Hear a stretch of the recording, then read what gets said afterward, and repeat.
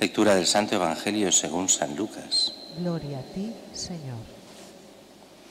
Habiendo llegado Jesús a Nazaret, le dijo al pueblo en la sinagoga: En verdad os digo que ningún profeta es aceptado en su pueblo. Puedo aseguraros que en Israel había muchas viudas en los días de Elías, cuando estuvo cerrado el cielo 3 años y 6 meses, y hubo una gran hambre en todo el país. Sin embargo, a ninguna de ellas fue enviado Elías, sino a una viuda de Sarepta, en el territorio de Sidón. Y muchos leprosos había en Israel en tiempos del profeta Eliseo. Sin embargo, ninguno de ellos fue curado, sino Naamán el sirio. Al oír esto, todos en la sinagoga se pusieron furiosos y levantándose lo echaron fuera del pueblo y lo llevaron hasta un precipicio del monte sobre el que estaba edificado su pueblo con intención de despeñarlo. Pero Jesús se abrió paso entre ellos y seguía su camino. Palabra del Señor. Gloria a ti, Señor Jesús.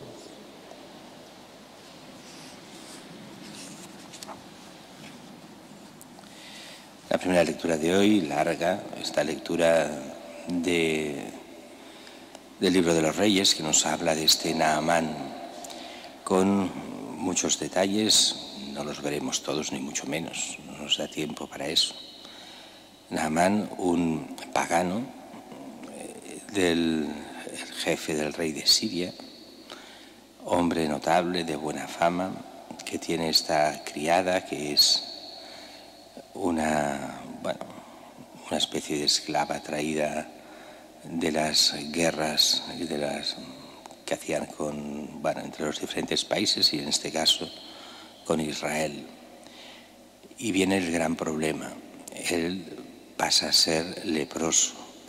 Si no fuese el primer ministro, lo hubieran expulsado de su casa, estaría fuera, estaría totalmente, no en la calle, sino en los bosques, escondido en las cuevas. Pero claro, es un hombre poderoso, pero es poderoso y a la vez suficientemente humilde. Esta es de las cosas que quiere hacernos ver la lectura. Esta esclava se lo dice a la señora: que vaya a Israel, que vaya al profeta de Israel, allí le curará. Claro, hay que entender que en Damasco no entienden de estas cosas, no entienden de la diferencia entre los profetas de Israel, el rey de Israel, y hablando con el rey de Damasco, pues hacen cartas de presentación al rey de Israel: te lo envío para que lo cures. Claro, cuando lo recibe el rey de Israel, piensa que es una declaración de guerra. ¿Cómo voy a curar a un leproso? ¿Cómo le digo que no? Lo hace expresamente para que, no pudiéndolo curar, lo acabe todo en guerra. Y sin embargo, el rey de Damasco lo hace con buena voluntad, no lo hace con voluntad de guerra, ni muchísimo menos. Llega a oídos de Eliseo. Fijaros bien que aquí hay siempre malentendidos en estas lecturas. Malentendidos en el sentido de que siempre hay personajes que aparecen que son los personajes importantes, y resulta que para el mundo son los menos importantes. Primero esta esclava, que es la que pone todo en proceso, empieza el proceso. Después el mismo Eliseo, que llama al rey: envíamelo. No te rasgues las vestiduras, no seas tonto, tú envíamelo a mí. Y eso que estaban peleados el rey de Israel y Eliseo, el profeta. Después toda la mentalidad pagana que también está en nuestro mundo, que no entiende lo que hacen los profetas. Se va a ver al profeta y el profeta ni sale de su cueva. Podemos imaginar a un personaje bastante andrajoso, que era Elías, que iban siempre con su ayudante, que le hacía, muchas de las cosas, le ayudaba en todo. Sale solo el ayudante, no ve ni al profeta, el profeta no se digna ni a recibirlo, simplemente da la orden de lejos. Y llega el sirviente de Eliseo: báñate 7 veces en el Jordán y te curarás. Claro, aquí viene del gran problema del mundo pagano. ¿Por qué en parte no cree el mundo pagano y el mundo teóricamente cristiano sobre la misma Iglesia? Porque es al estilo de los judíos. Quieren grandes milagros, signos, pompa, apariencias. Y es lo mismo que le pasa aquí a este primer ministro, a este ministro de guerra, a este sirio. Yo pensaba que saldría, haría sus pases, me tocaría las heridas, haría su invocación a su Dios, haría quién sabe qué, haría espectáculo, y de este espectáculo se curaría. Y si me hace hacer cosas, me haría hacer cosas difíciles o cosas que sean espectaculares en un gran río, en los ríos de Damasco. Otros dirían, ¿por qué no en el Éufrates o en el Tigris, en estos grandes ríos de Oriente? Pues no, baja al Jordán, báñate 7 veces y te curarás. Y se muestra reacio, y aparecen estos otros personajes, aparentemente de poquísima importancia, los sirvientes, que son aquí, representan los que tienen sentido común.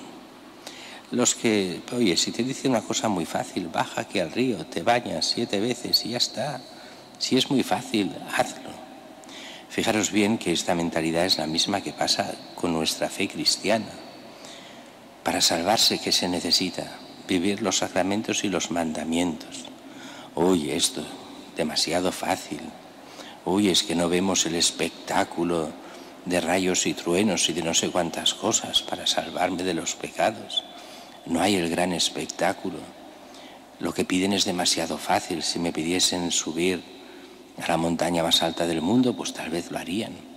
Si fuesen grandes cosas que se piden, enormes. No, se pide la conversión, el vivir los mandamientos, el vivir la práctica de los sacramentos, donde Cristo se nos hace presente en la humildad, en la poca cosa de un trozo de pan, de un poco de vino. Se nos perdonan los pecados, primero con el bautismo, un poco de agua y Espíritu Santo, claro. Lo mismo que el sacramento de la confesión, invocando al Señor el perdón de los pecados.